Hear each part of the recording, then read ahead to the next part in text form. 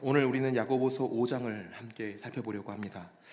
야고보서는 성경 속에서 우리의 믿음이 단순한 고백에 머물러서는 안 된다라고 아주 강력하게 이야기를 하는 귀한 책입니다. 삶 속에서 실천되어야 그게 진짜 믿음이다, 이렇게 이야기를 하고 있죠. 오늘 우리가 살펴볼 야고보서 5장은 이 야고보서의 결말로 그동안 다루었던 중요한 주제들을 요약하는 그런 본문입니다. 숨쉬기. 근데 여러분, 마지막 장에서 이 야고보서가 단순히 요약만 되는 것이 아니라, 저는 이 말씀을 묵상하면서 성도를 부르시는 하나님의 음성에 대해서 아주 강력하게 은혜를 받게 되었어요. 강력한 음성을 강력하게 묵상하게 되었습니다. 오늘 본문을 통해서 증거되고 있는 그 부르심은 첫 번째는 부자들에게 불의한 재물의 심판을 경고로 하는 메시지로 나타나고요, 고난 속에서 살아가는 성도들에게 인내하라고, 그리고 기도하라는 권면으로 나타나고, 이 진리에서 벗어난 자들을 사랑으로 돌이키라는 메시지에서 이 세 가지 메시지로 나타납니다. 그러니까 5장은 세 가지로 이루어진 거예요. 첫 번째는 부자들에게 불의한 재물의 심판을 받게 될 것이다. 너희 부자들은 심판받을 것이다. 두 번째는 고난받는 성도들이여 뭐하라? 인내하고 기도하라 라는 권면. 세 번째는 진리에서 벗어난 이 사람들을 사랑으로 돌이켜야 된다. 이 세 가지 메시지를 여러분들이 들으실 수가 있는 거예요. 이 모든 말씀 속에는 하나님 아버지의 간절한 어떤 열심이 담겨 있다라는 것이 저의 묵상인 것이죠. 그분은 각자 우리가 믿음의 길을 끝까지 가기를 원하신다라는 부분을 제가 오늘 말씀을 통해서 분명하게 들을 수 있었습니다. 사랑하는 성도 여러분, 이 말씀을 통해서 하나님 아버지의 마음을 깊이 느끼실 수 있는 복된 시간 되기를 바랍니다. 그분이 얼마나 우리를 사랑하시며 우리가 진리를 벗어나지 않기를 간절히 원하시는지 오늘 말씀을 통해서 좀 깨달을 수 있는 그런 시간이 되기를 바랍니다. 오늘 야고보서 5장 1절에서 6절에서 야고보는 부유한 자들을 향해서 경고의 메시지를 팍 던집니다. 굉장히 말이 무서워요. 우리 야고보서 5장 1절 말씀인데요, 우리 같이 한번 읽어보도록 하겠습니다. 1절 읽겠습니다. 시작. 들으라 부한 자들아, 너희에게 임할 고생으로 말미암아 울고 통곡하라. 와, 이거 딱 듣자마자 이게 뭐야, 이런 생각이 들죠. 근데 여러분, 이 경고는 단순히 부유함에 대한 비판이 아닙니다. 부유함, 부자, 그럼 기준이 있어야죠. 얼마 이상, 뭐 이런 사람이 부자다. 근데 그런 어떤 부유함 자체에 대해서 비판하는 것이 아니라, 이 부가 어떻게 축적되었는지, 그리고 이 부를 어떻게 사용하고 있는지에 대한 하나님의 심판을 예고하고 있는 거예요. 당시에 부자들은요, 가난한 사람들을 다양한 방식으로 착취하면서 부를 쌓았습니다. 야고보서가 쓰일 당시에 그들은 주로 지주나 고용주로서 주로 가난한 사람들을 고용했어요. 그런데 이 정당한 임금을 이렇게 지불하지 않거나 또 임금 지급을 좀 지연시키면서 이들의 생계를 많이 위협했다고 합니다. 당시에 많은 사람들은 일용직 노동자들로 그날그날 품삯으로 생계를 이어가야 했는데, 이런 상황이다 보니, 그들에게 임금을 지불하지 않는 상황이다 보니 그들의 가족들이 굶어 죽게 됐고 절망 속으로 몰아넣는 행위를 서슴지 않고 행했던 거예요. 야고보는 이런 행위를 불의한 행위로 지정하면서 너희가 저지른 죄라고 규정하고 있습니다. 그리고 이 죄에 대해서 하나님의 심판이 반드시 임할 것이다, 이렇게 지금 이야기를 하고 있는 거예요. 그들이 축적한 재물은 가난한 자들의 생명을 위협하는 수단이 되었고, 하나님께서는 이러한 불의를 간과하지 않으신다, 이 점을 지금 얘기를 하고 있는 것이죠. 이 말씀을 들으면서 과연 우리가 사는 사회랑 어떻게 연관이 될까라는 것을 고민하게 됐어요. 사실 현대 사회에서 가난한 사람들을 직접적으로 착취하는 경우가 얼마나 많겠습니까? 우리는 이 말씀을 통해서 느낄 수 있는 바가 뭐냐면, 하나님께서 주신 자원이 있잖아요. 그리고 하나님께서 주신 재물이 있는데 우리가 그것을 정말 잘 사용하고 있는가에 대해서 되물어볼 수 있겠다라는 생각을 해봤어요. 여러분, 내가 사용하는 자원이 하나님의 공의로움에 따라 사용되고 있다고 믿으십니까? 아니면 무심코 다른 이들에게 고통을 주고 있지 않나, 그런 생각을 한번 해볼 수 있을 것 같아요. 우리가 흔히 사용하는 물건들은 모두 누군가의 수고와 노력으로 만들어졌어요. 뭐 이런 핸드폰도 그렇고, 우리가 마시는 커피도 그렇고, 그러나 그 만들어지는 과정 속에서 우리가 미처 알지 못했던 이야기들이 있을 수 있을지 모른다라는 거예요. 예를 들어서 저 멀리 개발도상국에서의 공장에서 누군가는 이 옷을 만들기 위해서 열심히 일했을 겁니다. 우리가 사용하는 이 스마트폰의 부품들도 먼 곳의 어떤 광산에서라든가 어떤 곳에서 채굴된 것들이에요. 그 재료들이. 근데 이 모든 과정 속에서 많은 사람들의 어떤 얘기하지 못한 이야기들이 숨어 있을 것이라는 거죠. 제가 이 말씀을 드리는 것은 지금 당장 옷을 잘 입어야 된다, 혹은 스마트폰을 바꾸지 말아야 된다, 이런 걸 말하는 게 아니라 우리가 지금 사용하는 것들이 어디에서 어떻게 오는지, 그리고 그것이 다른 사람들에게 어떤 영향을 미치는지 한 번쯤은 생각해 봐야 되지 않을까, 그런 질문을 여러분들께 드리는 겁니다. 더불어서 우리가 사용하는 자원들이 하나님께서 원하시는 방식으로 사용되고 있는지 여러분 한번 고민해 보신 적 있으십니까? 예를 들어서 우리가 가진 시간, 우리에게 주어진 시간, 하나님을 섬기고 이웃을 돕고 하나님의 사명을 이루는데 온전히 쓰임받고 있습니까? 우리의 재능은 어때요? 우리의 재능, 우리의 달란트, 우리의 은사들은 다른 사람들을 세우고 하나님께 영광을 올리는데 정말 사용되고 있습니까? 그리고 우리의 어떤 물질적인 자원들은 이웃과 나눔이 있고 또 어려운 사람들이 돕는데 쓰여지고 있나요? 또 우리가 일상에서 사용하는 에너지와 어떤 물, 이런 자원들, 자연 자원들, 이런 것들이 환경을 보호하고 있으며 하나님의 창조 세계를 돌보는 방식으로 사용되어지고 있습니까? 우리는 때로 우리의 선택과 행동이 다른 사람들에게 미칠 영향을 충분히 고려하지 않고 우리의 작은 이기심이나 무관심 속에서 결정을 내리려고 할 때가 참 많다는 것을 알게 됐어요. 그런 우리에게 오늘 본문을 통해서 하나님께서 묻고 계시는 겁니다. 너희의 행동은 공의로웠냐? 너희의 마음은 지금 어디에 있느냐?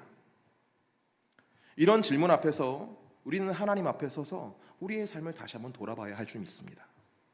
하나님께서는 우리에게 주신 자원을 어떻게 사용하고 있는지, 또 우리의 결정이 다른 사람들에게 어떤 영향을 미치고 있는지를 깊이 생각하길 원하신다는 거예요. 바라기는 하나님께서 원하시는 공의와 사랑을 실천하는 삶 되시기를 주 예수님의 이름으로 축복합니다. 야고보는 부유한 자들의 불의를 경고한 후에 이제 고난 속에서 힘겨운 삶을 살아가는 성도들에게 시선을 돌립니다. 그는 부자들의 불의에 의해서 고통받는 사람들, 특히 신앙을 지키기 위해서 힘겹게 싸우는 성도들을 향한 위로의 말을 하고 있죠. 이 성도들은 경제적으로 그리고 사회적으로 박해를 받고 있었고 어려움에 처해 있었기 때문에 야고보는 그들에게 인내와 소망의 메시지를 전하고자 했던 것입니다. 야고보서 5장 7절 말씀에 이렇게 나와 있는데요, 한번 같이 읽어보도록 하겠습니다. 읽겠습니다. 시작. 그러므로 형제들아, 주께서 강림하시기까지 길이 참으라. 보라, 농부가 땅에서 나는 귀한 열매를 바라고 길이 참아 이른 비와 늦은 비를 기다리나니 라고 나와 있죠. 야고보는 성도들에게 그리스도의 재림을 기다리면서 오래 참으라, 인내하라 라고 지금 권면하고 있습니다. 당시 성도들은 가난과 박해 속에서 살아야 했어요. 그들의 하루는 생존을 위한 끊임없는 싸움이었고 투쟁이었습니다. 농사를 지으면 힘겹게 수확을 얻기도 했지만 그 결실 대부분은 누구에게 갔냐면은 부유한 지주의 창고로 다 들어갔습니다. 그들에게 남은 것은 겨우 생명을 이어갈 정도의 곡식뿐이었어요. 그들은 날마다 그 하루 품삯을 기대하며 일을 했지만 또 종종 주인이 약속한 대가를 지불하지 않고 뺏어갈 때도 있었어요. 그럼 거기에 항의할 수 있는 처지도 아니었어요. 그러니까 그들의 수고는 항상 제대로 보상받지 못했고 그래서 가난은 더욱더 깊어지는 삶을 살았다는 것입니다. 성경학자들이 이야기하는 바예요. 그런데 그들의 고난은 여기서 끝나는 게 아니었어요. 무엇보다도 그들은 그리스도인이라는 이유만으로 심한 박해를 받았다는 것입니다.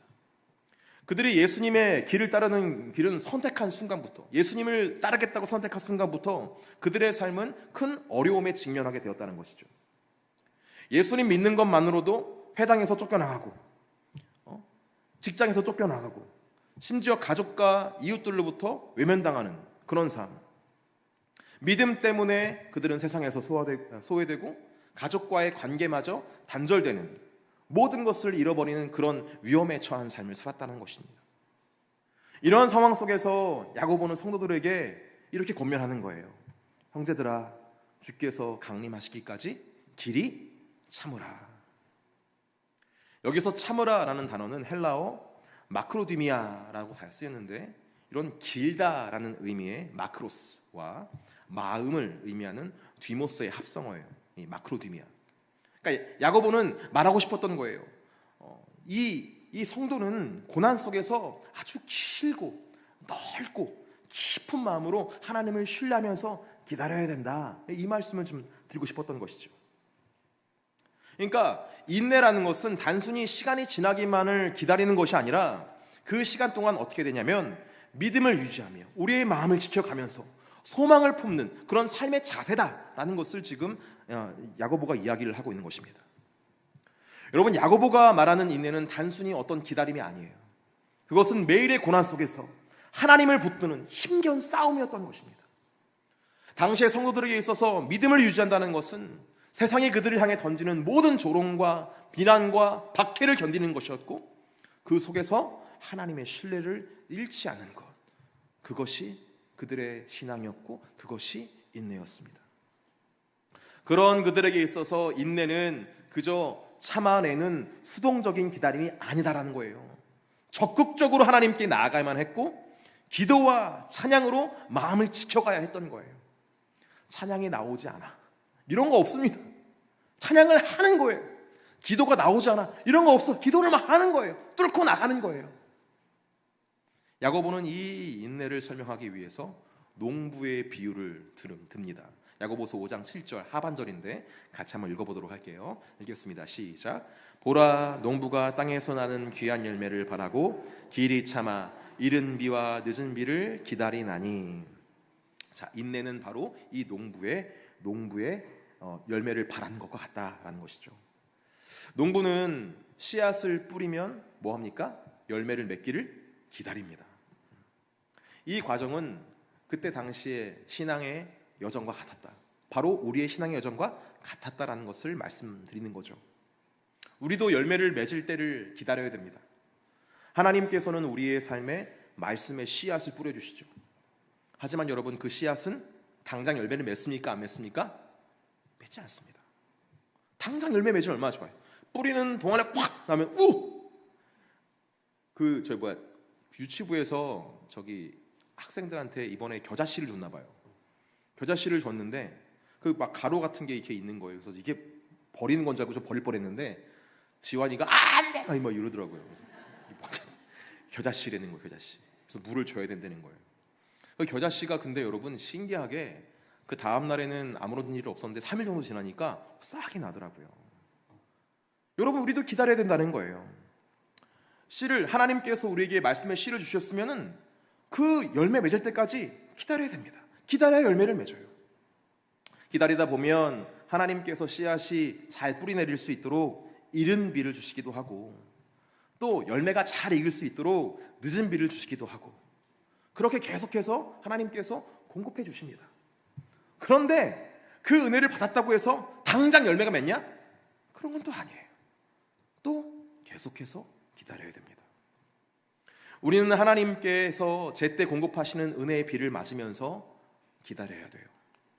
은혜의 비를 맞았다고 해서 바로 열리는 게 아닙니다. 하지만 그렇게 비를 맞다 보면, 기다리다 보면 열매를 추수할 때가 오는 거예요. 이게 바로 인내라는 겁니다. 그런 여러분, 우리도 삶에서 열매를 많이 맺기 위해서 지금 이른 비와 늦은 비를 주시는 주님을 바라보면서 이렇게 소망 중에 기다릴 수 있는 저와 여러분 되기를 예수님의 이름으로 축복합니다. 요엘 2장 23절 말씀 우리 다 같이 좀 읽어봤으면 좋겠습니다. 읽겠습니다. 시작. 시온의 자녀들아, 너희는 너희 하나님 여호와로 말미암아 기뻐하며 즐거워할지어다. 그가 너희를 위하여 비를 내리시되 이른 비를 너희에게 적당하게 주시리니 이른 비와 늦은 비가 예전과 같을 것이라. 아멘.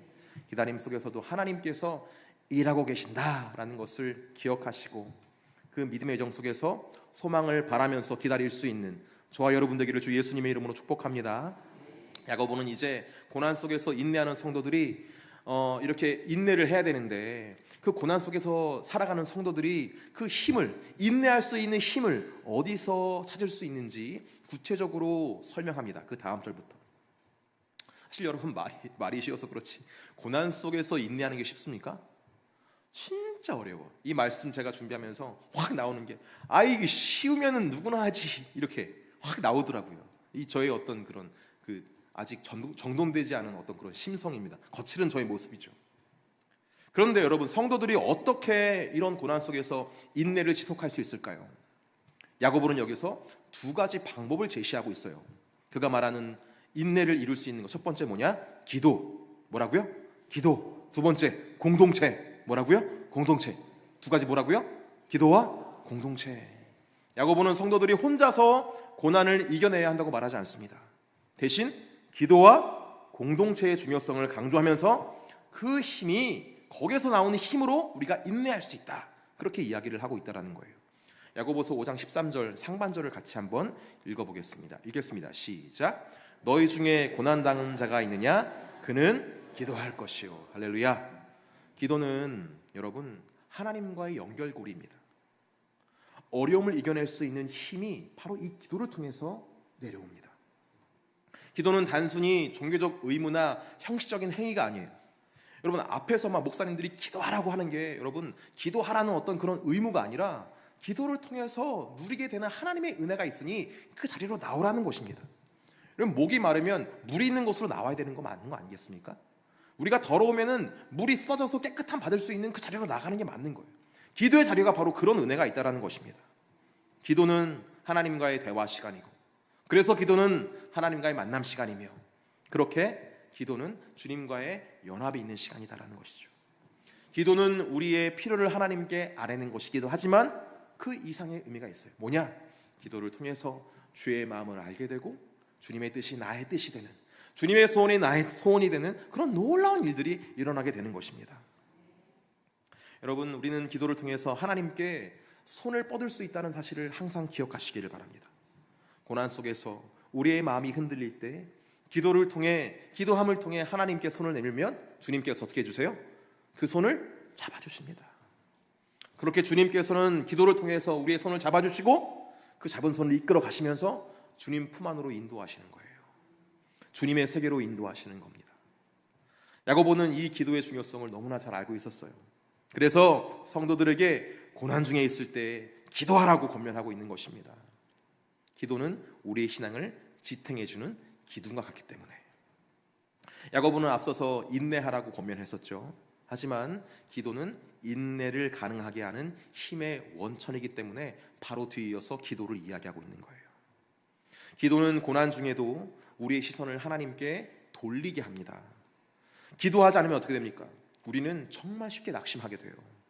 그러나 기도하는 사람은 하나님의 힘에 의지해서 그분의 때를 기다릴 수 있는 힘을 얻게 되고 참을 수 있게 되고 기다릴 수 있게 되는 것입니다. 이 놀라운 역사에 동참할 수 있는 저와 여러분 되기를 간절히 소망합니다. 그래서 기도의 자리로 나오시라는 거예요.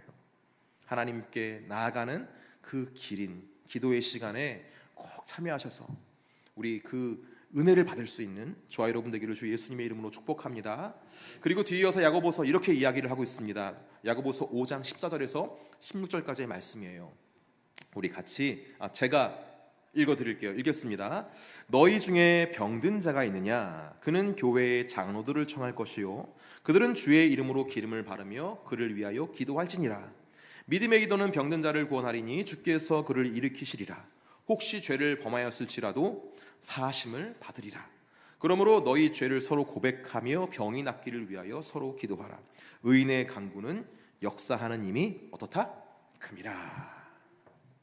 자, 여러분, 이 말씀이 너무나 귀해서 우리는 이 말씀에 이렇게 읽고 싶은 대로 읽을 때가 있어요. 병든 자, 치료, 구원, 서로 고백, 막 이런 걸 읽으면서 우리 기도하면은 병을 날 수 있고, 우리 장로님들을 장로님들께 기도 요청하면 장로님들께서 기도해 주시면 이렇게 병이 낫겠지. 뭐 이런 식으로만 이 본문을 보게 되는데, 여러분 좀 이렇게 좀 제가 말한 대로 좀 따라와 주시길 바랍니다. 기도에 대해서 이야기를 한 야고보가 그 뒤이어서 뭘 이야기하고 싶냐면 공동체에 대해서 이야기를 하고 싶은 거예요. 여러분, 병든 자가 장로들을 청하여 기도하게 하라라고 권면했던 것은 무엇을 이야기하고 싶은 것일까요? 공동체의 기도에 대해서 지금 이야기를 하고 싶은 겁니다. 당시의 성도들은 경제적으로나 사회적으로 많은 어려움을 겪고 있다고 말씀드렸어요. 그러니까 그들이 의지할 곳은 하나님과 신앙 공동체밖에 없었던 거예요. 병이 들면 의료적으로 도움받기가 어려웠기 때문에 그들은 더욱더 신앙 공동체의 기도에 의존할 수밖에 없었습니다. 오늘날 우리는 공동체와 떨어져서 개인적으로 신앙하는 사람들을 잠깐 목도하게 되죠. 물론 때로는 혼자서 기도도 해야 되고 말씀도 묵상하면서 그렇게 은밀한 중에 계시는 하나님과 이 골방에서 친밀한 관계를 유지를 해야 될 때가 있습니다. 하지만 여러분, 하나님께서 원하시는 것은 그것만이 아니다라는 것을 우리가 기억할 필요가 있어요. 공동체가 함께 하나님 앞에 나아갈 때 그 공동체 기도를 통해서 하나님께서 역사하시기 때문에 그렇습니다. 야고보는 여기서 단지 병든 자의 육체적 치유만을 염두에 두지 않아요. 기도는 병든 자의 영혼까지 치유하는 능력을 가진다라고 이야기를 합니다. 그는 성도들에게 서로의 죄를 고백하고 기도하라고 권면하고 있어요. 그러니까 야고보는 기도가 단순히 개인의 신앙을 넘어서 공동체 전체의 연합과 회복과 치유의 도구로서 쓰임받을 수 있다는 것을 지금 이야기를 하고 있는 것입니다. 여러분, 기도는 하나님께서 우리의 삶에 개입하시도록 초청하는 것입니다. 그러나 그 초청이 한 사람의 목소리가 아닌 공동체 전체의 목소리가 될 때 하나님의 손길은 더 강력하게 우리의 삶을 움직인다는 것을 꼭 기억하시기를 바랍니다. 기도는 개인의 신앙을 세우는 중요한 도구이지만 공동체가 함께 기도할 때 하나님께서 그 기도를 통해서 우리 가운데 놀라운 역사를 이루세요. 우리의 기도가 연합된 목소리가 되어서 하나님께 울리게 될 때 하나님께서는 그 간구를 들으시고 우리의 삶에 크신 역사를 이루실 줄 믿으시기를 바랍니다. 이렇게 기도와 공동체는 성도들이 고난을 견디고 인내할 수 있게 하는 아주 중요한 기둥이다라는 것을 지금 야고보가 이야기를 하고 있는 거예요. 그런데 야고보는 또 여기서 멈추지 않습니다. 야고보는 우리의 시선이 공동체 안에만 머물러 있으면 안 된다라고 이야기를 하고 있어요. 이제 공동체 밖으로 우리의 눈이 가야 된다라고 지금 이야기를 합니다. 야고보가 뭘 바라보고 있냐면은 공동체를 떠난 사람들, 진리에서 벗어나서 하나님께 멀어지고 있는 사람들, 그들을 향해서도 우리의 눈이 가야 된다. 지금 이야기를 하고 있어요. 야고보서 5장 19절에서 20절 말씀을 같이 읽어보도록 하겠습니다. 읽겠습니다. 시작. 내 형제들아, 너희 중에 미혹되어 진리를 떠난 자를 누가 돌아서게 하면 너희가 알 것은 죄인을 미혹된 길에서 돌아서게 하는 자가 그의 영혼을 사망에서 구원할 것이며 허다한 죄를 덮을 것임이라. 아멘. 야고보는 단순히 공동체 안에 머무는 자들을 위해 기도하는 것을 넘어서 진리를 떠난 사람들, 공동체를 떠난 사람들을 위해서 우리가 책임을 가져야 된다, 지금 이야기를 하고 있어요. 야고보서가 쓰일 당시에 예루살렘 교회는 극심한 박해와 경제적 어려움 속에서 신앙을 지키고 있었습니다. 예루살렘은 로마 제국의 지배 아래에 있었고 유대교 지도자들로부터 강한 반발과 박해를 받았어요. 그러니까 이중고를 당했다는 거예요. 로마한테도 괴롭힘받고 유대교 지도자들의 고난을 받고. 그러니까 그리스도인이라는 이유만으로 사람들은 직장에서 해고를 당하거나 사회적으로 고립되고 있었고 가족들로부터 배척당하는 일이 빈번했다는 말이에요. 그러니까 삶에 굉장히 불안정했다는 것이죠. 이런 이유 때문에 많은 성도들은 가난 속에서 힘겹게 살아가기도 했지만 또 하나님을 믿는다는 이유만으로 생계조차 위협받는 일이 있었기 때문에 점점 신앙에 힘을 잃어가고 있는 거예요. 그러니까 맨날 박해받고 맨날 압박받으니까 이게 무슨 신앙생활이 이런가, 이런 생각을 할 수밖에 없잖아요. 그래서 많은 사람들이 신앙 공동체를 떠나 세상으로 나아가는 길을 선택했다라는 것이죠. 그러니까 그럴 수밖에 없었잖아요. 끊임없이 고난을 받고 끊임없이 압력받으면은 견딜 수가 없습니다, 여러분. 그러니까 신앙을 지키는 것이 우리에게서는 그렇지가 않은데 생존을 위협하는 일이 되었고, 그럴수록 세상의 유혹이 달콤하게 다가왔기 때문에 그들은 결국 공동체를 벗어나 하나님을 떠나기 시작했다는 것이죠. 근데 이것이 공동체를 떠나는 것으로만 생각했던 것 같아요. 하나님께 떠나간다, 생명이 멀어진다, 이런 생각까지는 하지 못하는 거죠. 너무나 힘드니까. 야고보는 이런 상황에서 진리를 떠난 자들을 돌이키라고 얘기를 하는데, 이 돌이키라는 말은 단순히 그들을 교회로 데리고 와라 이런 정도가 아니에요. 그들이 지금 영적으로 사망길을 걸어가고 있으니까 이거 정말 위험하다, 그런 위험에서 이들을 건져내야 된다, 지금 이 말을 하고 있는 겁니다. 공동체의 울타리로 다시 들여와라 이게 아니라 영혼의 위기에 처해 있으니까 우리가 지금 힘을 쏟아야 된다, 지금 이 얘기를 하고 있다는 거예요. 그들의 위기가 무엇입니까? 그들은 스스로 이런 위기인지 몰라요. 그런 채로 계속 그 사망길로 걸어가고 있어요. 그래서 우리가 나서야 된다, 믿음이 있는 자들이 나서야 된다, 지금 이 말을 하고 있는 것입니다. 여러분, 우리가 이 말씀을 들을 때에 생각나시는 분들이 혹시 있지 않으십니까? 우리 교회에 여러 가지 문제와 이유 때문에 공동체를 떠나고 하나님을 떠난 사람들이 있잖아요. 여러분, 우리는 그들을 향해서 열린 마음을 가져야 돼요. 그들을 향해서 하나님의 마음으로 그들을 바라볼 수 있어야 된다는 거예요. 그들이 방황하고 있을 때 우리는 그 하나님의 탄식을 들으면서 하나님과 함께 아파할 수 있어야 됩니다. 그리고 그들이 진심으로 돌아올 수 있기를 기다리고 기도할 수 있어야 한다는 거예요. 여러분, 우리는 그들을 판단하고 정죄해서는 안 됩니다. 아유, 저것밖에 안 돼. 여러분, 신앙생활 하다 보면은, 죄송해요 이런 말씀 드려서, 어떤 직분을 가진 사람들도 미끄러지면 확 꽤 나가버리게 합니다. 그러면 사람들이 뭐라고 말하는 줄 아세요? 우리 교회 말하는 게 아니에요, 여러분. 아유, 저 사람 직분 가졌으면 저렇다고, 저것밖에 안 된다, 저래가지고 에이 이러면서 그를 판단하고 정죄하고 탁 끊어버려요. 주님의 마음으로 그를 바라볼 수 있기를 주 예수님의 이름으로 축복합니다. 하나님께서는 그렇게 바라보지 않으세요. 하나님은 그를 포기하지 않으시고 그를 주시하고 있으십니다. 그가 돌아오기를 바라신다는 거예요. 하나님의 아픔을 공감할 수 있는, 공명할 수 있는 저 여러분 되기를 간절히 소망합니다. 그래서 아버지의 마음으로 그들을 품고 아버지의 마음으로 그들을 위해서 기도할 수 있는 그런 우리가 되었으면 좋겠어요. 예수님께서 잃어버린 양 한 마리를 찾기 위해서 온 힘을 다하셨듯이 우리도 그들을 찾고 그들이 돌아오도록 기도하고 이끌어줄 수 있는 그런 손길 되기를 바랍니다. 야고보는 그들을 돌이키는 일에 공동체의 회복과 하나됨이 이루어질 것이다라는 그런 소망도 우리에게 주고 있어요. 이런 공동체의 회복이 뭘까요? 많은 분들은 공동체 회복이 여기 지금 많이 꽉 차는 거에 대해서 이야기를 합니다. 그러니까 우리 옆에 있는 사람이 그냥 나오면 좋은 거다 이렇게 생각하는 거예요. 근데 공동체 회복은 그런 정도가 아니에요. 내 옆 사람만 잘 되는 것이 아니라 우리 모두 우리 옆에 있는 사람들의 가정이 다 주님께로 돌아오는 게 공동체 회복인 줄 믿습니다. 그래서 야고보는 우리에게 도전하는 거예요. 우리가 사랑하는 형제 자매가 진리에서 벗어나 방황하고 있다면 그들을 위해서 지금 너는 뭐 하고 있는가? 그들을 위해 기도하고 그들을 이끌어줄 그런 준비를 하고 있는가? 사랑하는 성도 여러분, 우리의 시선을 넓힐 수 있기를 바랍니다. 나에게서 거두시고 우리 옆에 있는 지체를 위해서, 그리고 더 넘어서 우리 곁에 돌아오지 않는 그 탕자와 같은 자들을 위해서 기도할 수 있는 저와 여러분 되기를 예수님의 이름으로 축복합니다. 말씀을 정리합니다. 야고보서는 우리의 믿음이 입술의 고백에서 그치지 않고 삶 속에서 실천되어야 함을 아주 강력하게 이야기를 합니다. 행함이 없는 믿음은 죽은 것이라고 말하고 우리의 신앙은 반드시 행동으로 드러나야 한다라고 이야기를 하는 것이죠. 야고보는 또 우리에게 도전합니다. 우리가 말로만 믿는 것이 아니라 행동으로 나타나는 신앙, 또 우리의 삶에서 하나님의 사랑과 공의를 드러내는 실천적인 믿음이 있어야 된다라고 말하는 것이죠.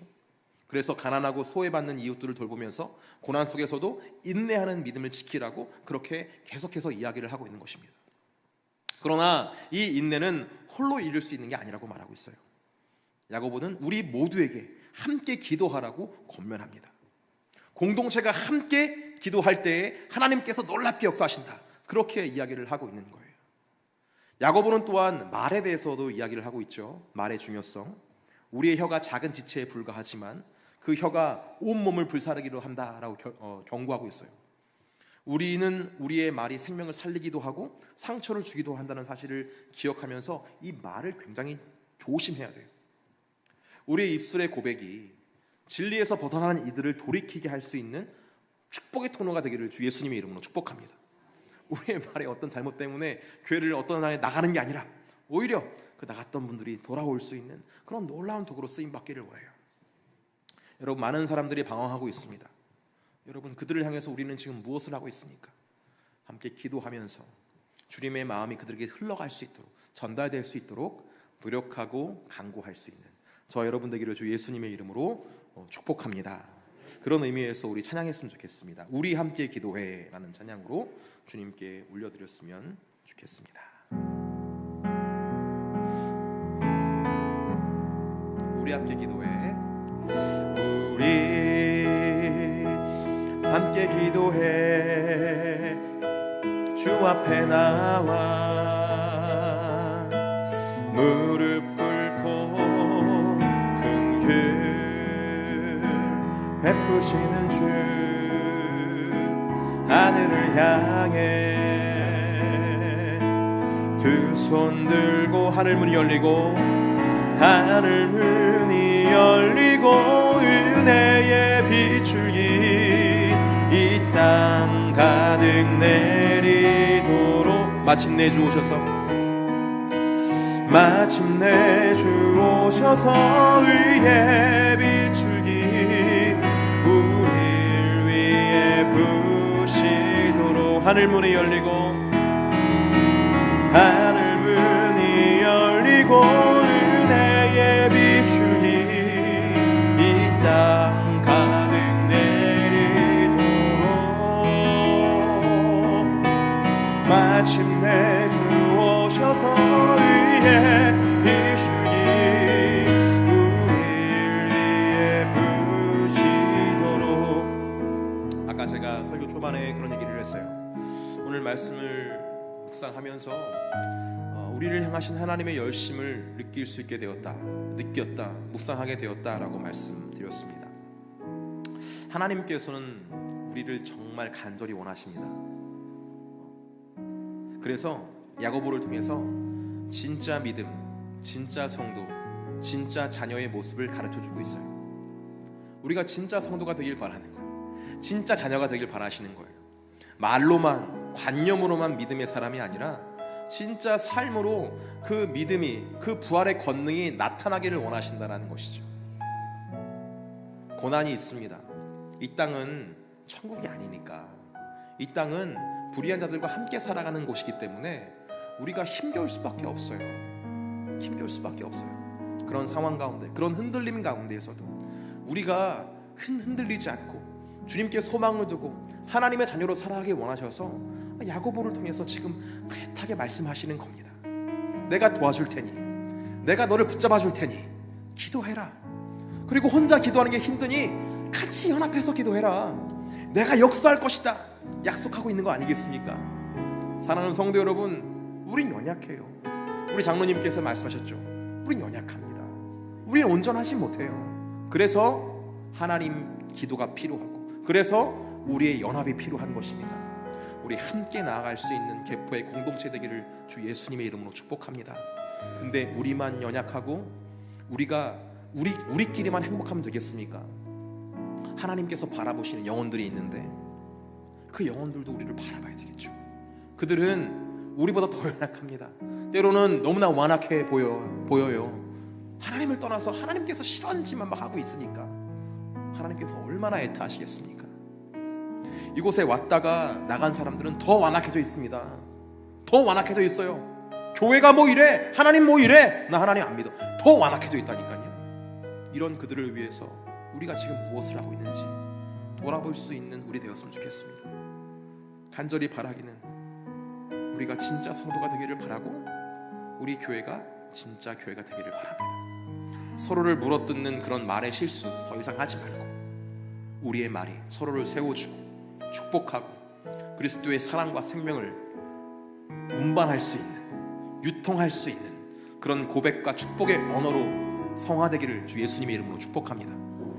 그렇게 그리스도의 사랑이, 연합의 역사가, 그리스도의 몸이 우리 교회를 통해서 나타나서 이 지역사회 주님의 빛과 소금의 역사, 빛과 그 영광을 드러낼 수 있는 복된 사명 감당할 수 있는 저 여러분 되기를 주 예수님의 이름으로 축복합니다. 이런 마음 가지고 다시 한 번 더 우리 찬양하겠습니다. 우리 함께 기도해. 주 앞에 나와 무릎 꿇고 우리 함께 기도해. 우리 함께 기도해. 주 앞에 나와 무릎 꿇고 긍휼 베푸시는 주 하늘을 향해 두 손 우리 함께 기도해. 우리 함께 기도해. 주 앞에 나와 무릎 꿇고 긍휼 베푸시는 주 하늘을 향해 두 손 하늘 문이 열리고 하늘 문이 열리고 은혜의 비추기 이 땅 가득 내리도록 마침내 주 오셔서 의의 비추기 우리 위해 부시도록 하늘 문이 열리고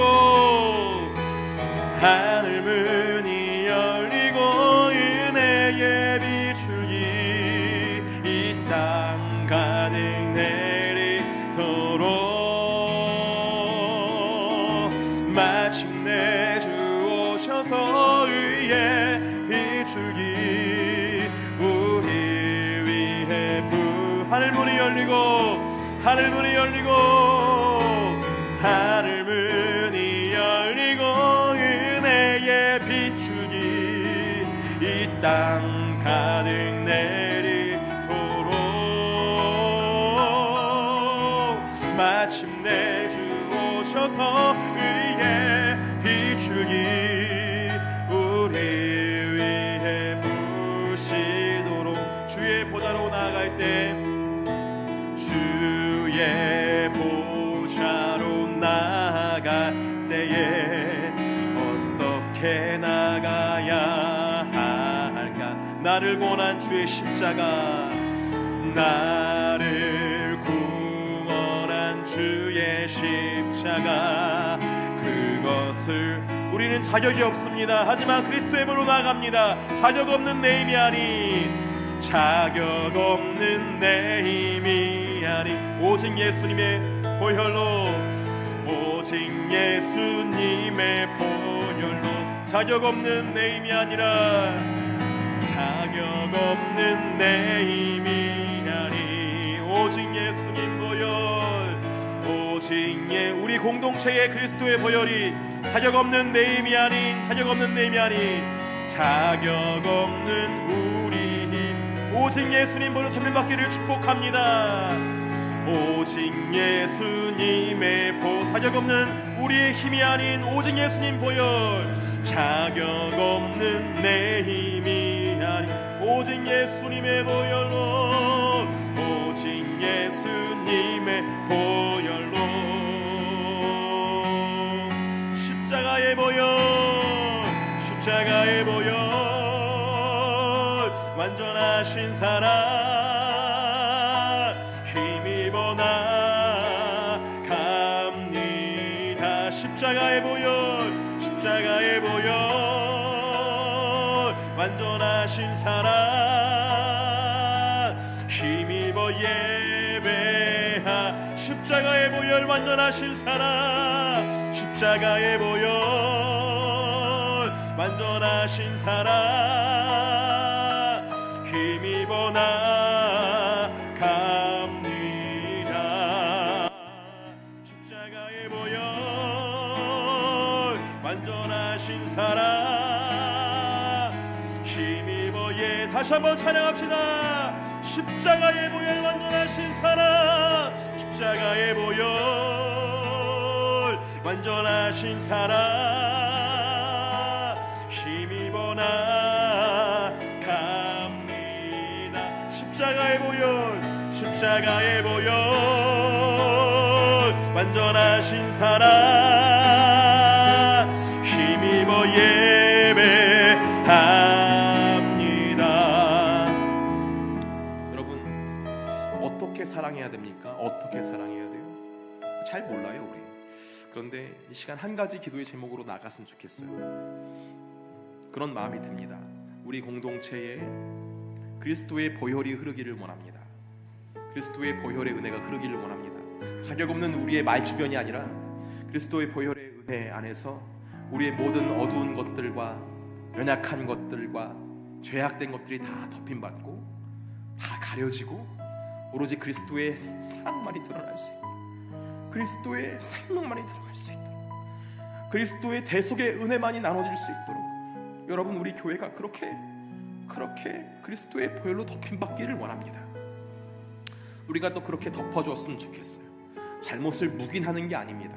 그리스도의 사랑으로 덮어주는 것이고 그리스도의 사랑으로 축복해 주는 것이고, 그렇게 그리스도의 사랑으로 우리가 서로를 축복하고 서로의 죄를 가려주고 위해서 기도할 때에 그리스도의 몸된 사랑이 드러날 것입니다. 우리 교회를 통해서 그런 놀라우신 하나님의 사랑이 드러나기를 소망하면서 우리 함께 그것을 위해서 달려갈 수 있기를 주 예수님의 이름으로 부탁드립니다. 이 시간 주여 한번 부르짖고 통성으로 기도하면서 주 앞에 나아가면서 우리 주님께 우리의 모든 상황과 우리의 영혼들과 우리의 가정과 모든 지체를 위해서 같이 기도하시겠습니다. 기도합니다. 주여, 할렐루야. 정말 주님께 선을 허락하시니 감사합니다. 하나님의 놀라운 사랑과 은혜 안에서 그리스도의 사랑과 은혜와 연합의 역사 안에서 정말 아버지 기도할 수 있도록 하나님께서 인도하여 주시니 감사합니다. 주여, 우리의 기도가 연합된 기도가 되기를 원합니다. 그리스도의 보혈로 연합된 기도가 되기를 원합니다. 그리스도의 보혈로 덮임받을 수 있는 기도 되기를 원합니다. 능력의 기도가 될 수 있도록 하나님께서 인도해 주시고 하나님의 놀라운 역사가 일어날 수 있는 기도가 될 수 있도록 함께 기도하고 함께 찬양하며 함께 예배할 수 있도록 그리스도의 마음으로 하나가 될 수 있도록 그리스도의 보혈로 하나가 될 수 있도록 하나님께서 인도해 주시옵소서. 화해하게 하소서, 용서하게 하소서, 용서받게 하소서, 이해하게 하소서, 축복하게 하소서.